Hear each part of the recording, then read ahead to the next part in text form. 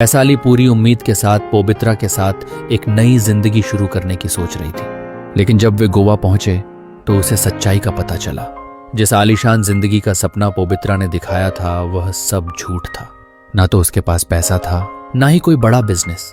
वह एक साधारण सिक्योरिटी गार्ड था जो मुश्किल से अपना पेट भर पाता था।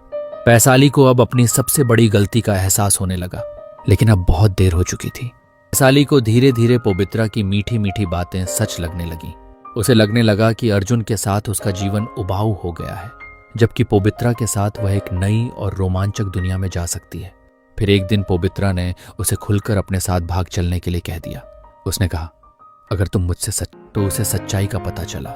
जिस आलीशान जिंदगी का सपना पोबित्रा ने दिखाया था वह सब झूठ था। ना तो उसके पास पैसा था, ना ही कोई बड़ा बिजनेस। वह एक साधारण सिक्योरिटी गार्ड था जो मुश्किल से अपना पेट भर पाता था।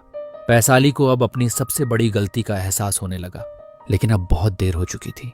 पोबित्रा का बर्ताव भी बदलने लगा। उसने वैशाली को ताने देने शुरू कर दिए। अब तुम यही रहोगी, घर छोड़कर आई हो, अब वापस जाने का कोई फायदा नहीं। कुछ ही दिनों में वैशाली की जिंदगी नर्क बन गई। पोबित्रा उसे मारने पीटने लगा और उसे पूरी तरह नजरअंदाज करने लगा।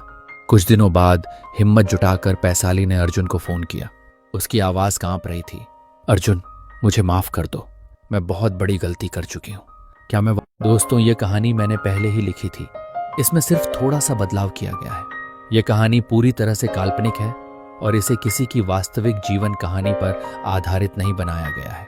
यदि इस कहानी से किसी की भावनाओं को ठेस पहुंची हो तो कृपया क्षमा करें। धन्यवाद।